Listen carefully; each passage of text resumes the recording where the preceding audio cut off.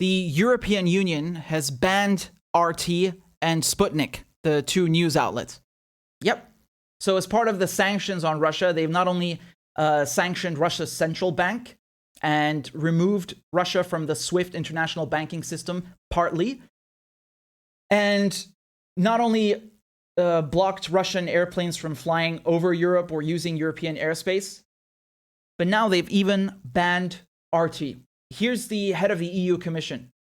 Listen to what she has to say. In another unprecedented step, we will ban in the European Union the Kremlin's media machine. The state-owned Russia Today and Sputnik, as well as their subsidiaries, will no longer be able to spread their lies to justify Putin's war and to sow division in our union. So we are developing tools to ban that toxic and harmful disinformation in Europe in another unprecedented step. Way to go, right? So much for the free West, right? So much for freedom of expression in the Western world. Isn't that amazing? So here's from The Guardian. The EU is to ban Russian state-backed channels RT and Sputnik. The EU has announced it will ban the Russian state-backed channels RT and Sputnik in an unprecedented move against the Kremlin media machine. The European Commission President Ursula von der Leyen said, Russia Today and Sputnik, as well as their subsidiaries, will no longer be able to spread their lies to justify Putin's war and to sow division in our union. We are developing tools to ban their toxic and harmful disinformation in Europe. Spread their lies, toxic disinformation. I want to ask you something, Madam Commissioner. Are you so threatened by me making videos in my bedroom? The Kremlin media machine. Oh, did you know Putin is actually standing over me, watching every word I type and every word I say? These people are so pathetic. They're so pathetic. Honestly, they talk about human rights and free speech and democracy every single day, and they use it to put sanctions on other people and starve them to death, and they use it to bomb countries, and then now they have the nerve to talk about toxic media lies. I mean, Jesus Christ, if you're going to ban RT, let me ask you, where were the sanctions on the American banks, on the European banks, on the European leaders and the American TV channels, the British TV channels who lied about weapons of mass destruction? This is a quantifiable scientific fact that more people died as a result of the US-UK invasion of Iraq than in Ukraine. Not only that, but it resulted in a lot of internal violence. And then, of course, the emergence of ISIS, the entire region destroyed in the last 20 years. If you're going to punish RT, what about the people who started that war? Are you really serious? I mean, it's incredible. And then over here, they say that YouTube has banned ads on RT and other Russian channels. I mean, that's not as substantial, but nevertheless, you can see, of course, the corporate arm moving and acting on this. This is really, really funny. This is really funny. You know, I gotta admit, obviously, you know, I am an independent journalist. I started my career here. I'm still here, and I'm always going to be here, inshallah. And I can do that thanks to you guys. Most people in journalism, they didn't start on their own. They started at some outlet or did something. But I'm here. This is where I began. And I got to admit, on the side, it is funny being on two channels that are now banned in Europe. So Press TV is banned in the UK. The US stole the website, presstv.com, and now Russia, RT, is banned in Europe as part of Russian sanctions. I mean, are you really so threatened about my YouTube videos? Most of my stuff is just this, exactly what I'm saying here. It's just uploaded to RT. That's literally it. That is literally it. The shit that I say here is just, I give it to RT. What? You're threatened by that, you clown. Man, these people are really hypocrites. They are absolute hypocrites. And this really shows you again who these neoliberals are, because they love authoritarianism and they love censorship on both sides of the Atlantic. And they use this idea of national security, which is, you know, the dictators, you know, they call Putin a dictator, but this is the dictator's playbook to silence dissent. To silence dissent. They say you're a threat to national security.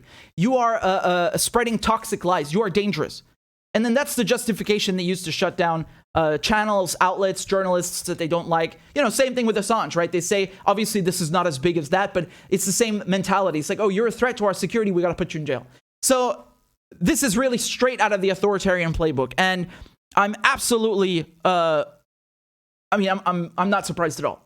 I am not surprised at all. What is glaring to me, what is absolutely glaring, again, is the hypocrisy. I can't help but draw the line here and show you that by their own logic, they should have banned every American bank. They should have sanctioned every American leader.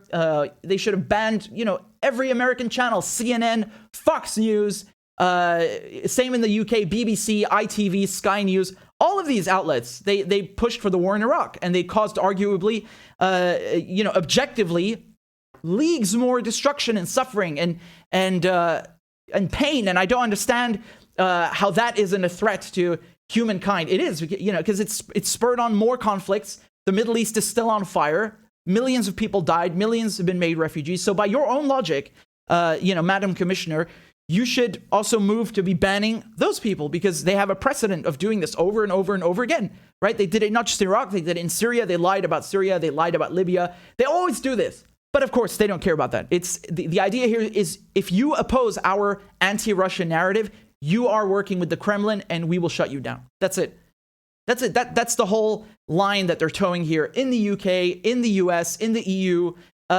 Anyone who dissents, anyone who diverges even slightly from the official narrative is going to be cast out, chastised as a pro-Putin asset, and then we're going to silence them, and we're going to cut them off. You should see the number of people who are calling Tucker Carlson a traitor, and he should be put in jail for treason and taken off the air. I mean, I don't like anything from Tucker Carlson except the anti-war things.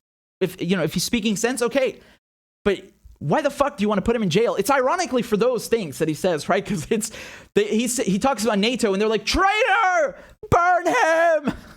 That's it. That's all it takes. It's not even the other things that he says, which are like way more outrageous. No, it's that. Burn him at the stake.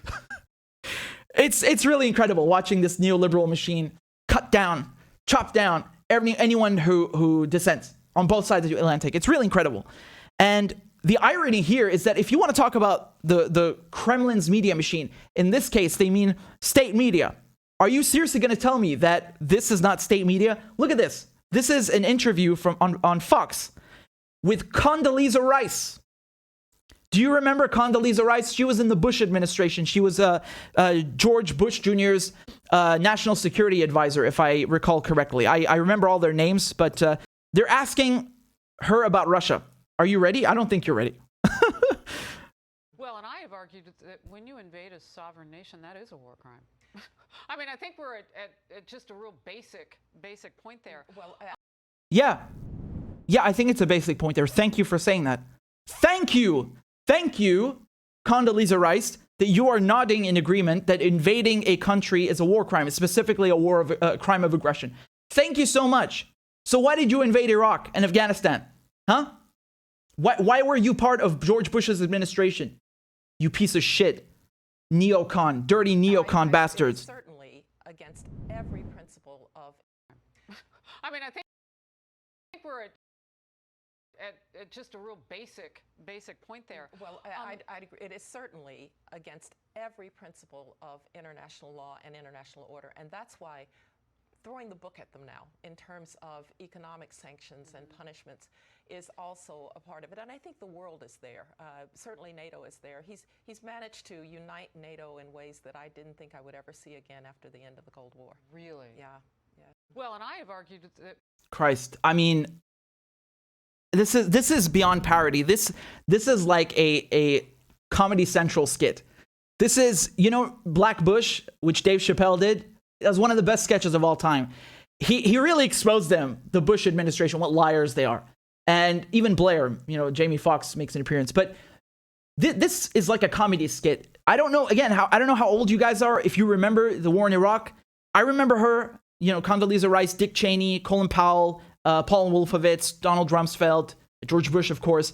and all of these dirty neocon scumbags, these neoconservatives, right, who started this war on terror. They started the war on terror, beginning with Afghanistan, and then, of course, that's been used to bomb 19 countries. And now she has the stones to say, like, well, yeah, of course.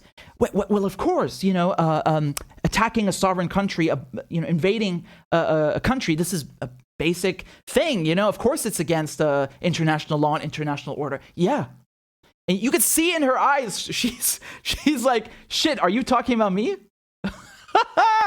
You can see like she felt called out for a second there, right? Look at that guilty nod. Look at her.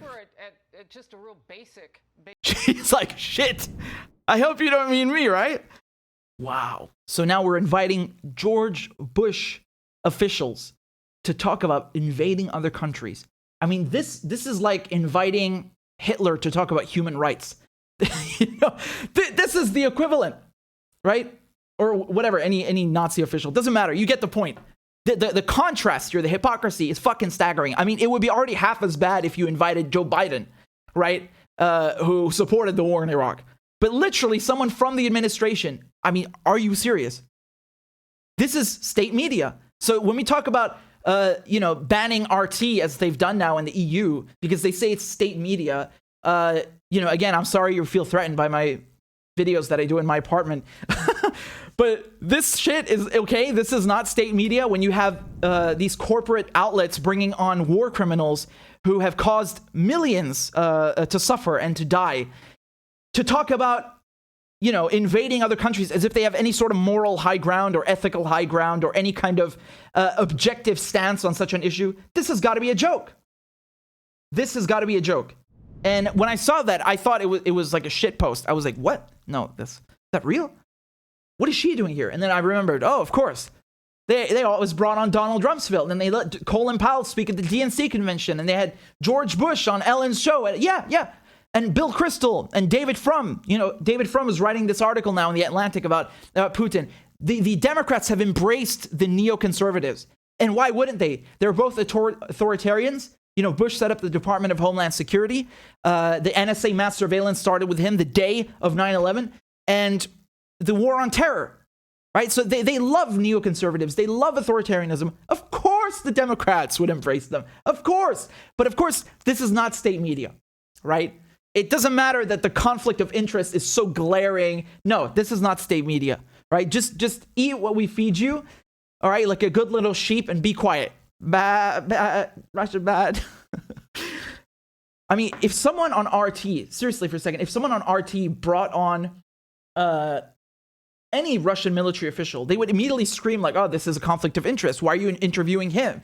You can't talk to him. He has a clear interest to say things that are pro-Kremlin. But here it's fine, right? They have Secretary of State Blinken on every other day. They bring on Jake Sullivan, the national security advisor. They always have these government officials, which of course you should interview them, but they bring them on corporate media, which is owned by the same people who are donating to the politicians. You can't make this up, man.